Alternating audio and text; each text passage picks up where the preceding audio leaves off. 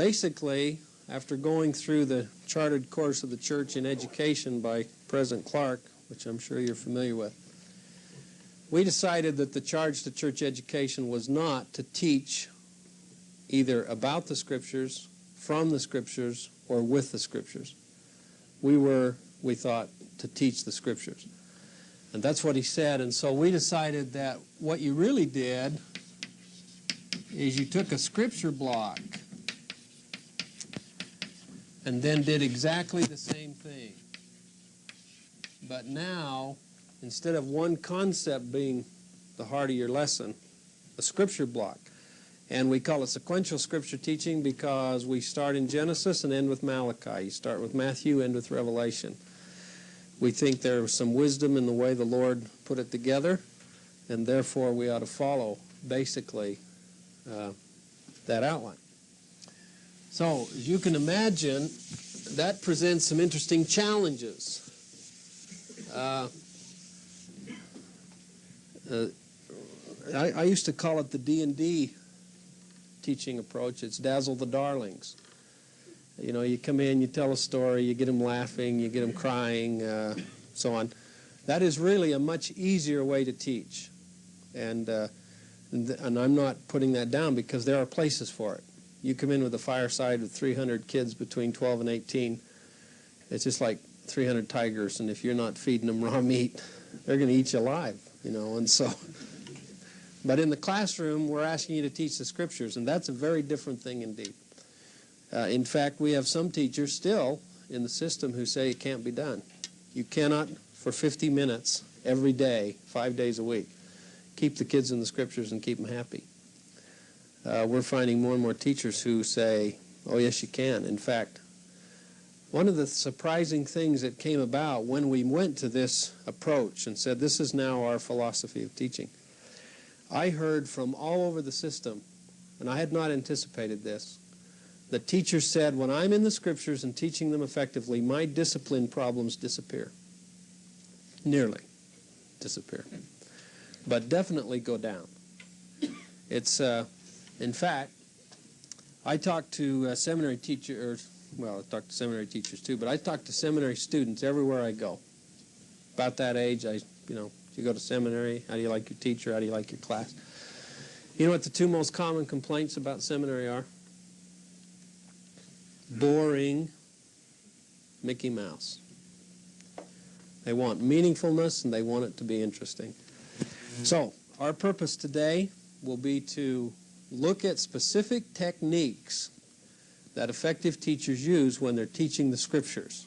Not about the Scriptures, not just with the Scriptures, but actually teaching scriptural blocks.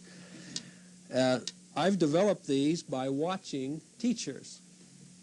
It's interesting. I mentioned this before. I sat in a class, a fireside actually, and there were about 300 kids, and they'd really gone all out and had them all there with their Scriptures, and this fellow got up and said, I'd like you to open your Scriptures. And I thought, here we go. Boy, you talk about being eaten alive with 300 kids. And then for the next 50 minutes, he had them in those Scriptures working together, and it was a fantastic teaching experience. So after he was done, and I knew him, I went up and I said, that was terrific, you know.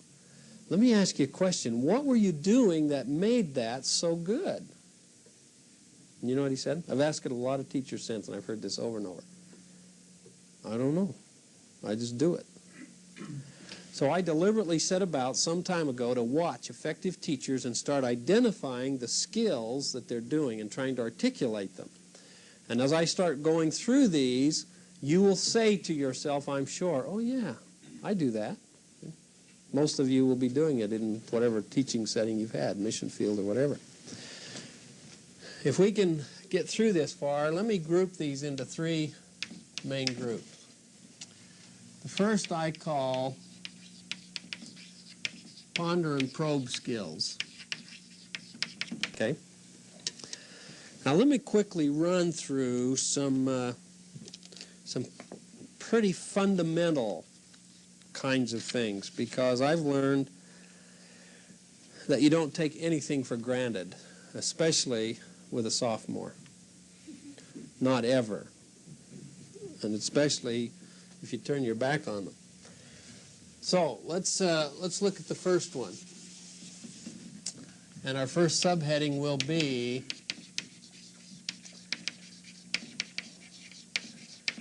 fundamentals. Let me tell you a quick little experience I can still remember vividly from the time when I was about 10 or 12. I say that because you would think, most of us would think, anybody knows how to use a hammer. So simple. But my dad saw that I didn't, and he taught me a lesson. There's a parallel in these fundamentals. We have a tendency to say, oh gosh, everybody knows how to do that. Well, like I say, don't assume anything. So, first fundamental. Teach your students how to use the study aids. When I say don't assume anything, the other day, well, this has been a year ago, I was teaching a class. This was adults, gospel doctrine class.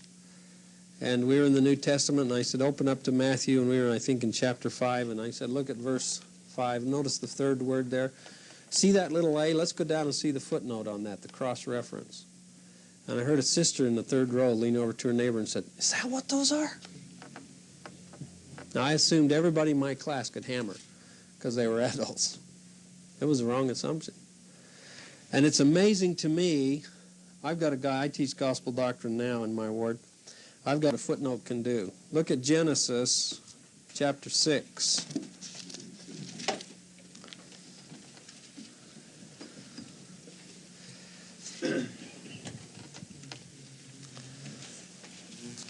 Story of Noah.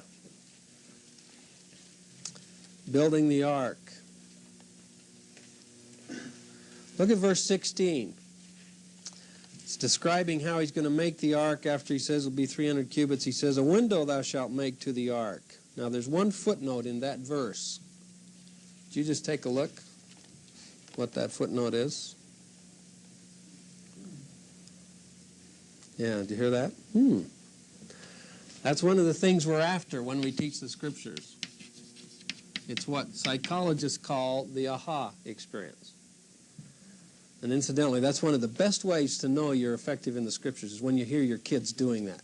Oh, you know, or they'll lean over and say, look at this. That's what we're after. But see the power of a footnote?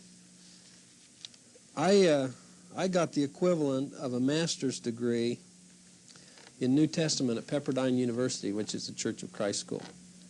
So I have gone through the works of biblical scholarship.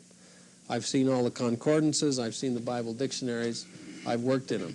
And I want to testify to you, there is not one place that I know of that you can pick up one volume and pick up as much help for studying the scriptures as you got right there. That is an incredible set of study aids. Do your students know all of the abbreviations at the bottom? Again, I'm amazed how often I can ask a set of adults, what does GR stand for in a footnote? They don't know. What does it stand for? HEB. IE. Interpretation from the Old English. It really means, it's from the Latin phrase meaning that is. In other words, it's a rephrasing so it becomes a little clearer. What about OR?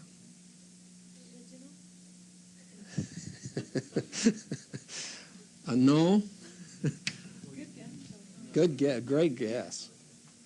Do you know what OR? That is not an abbreviation.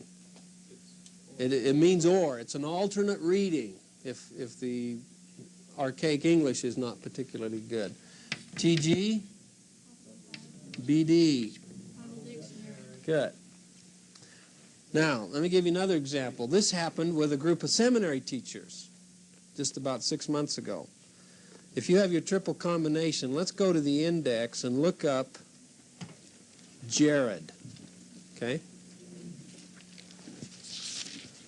This is on page, if I get there.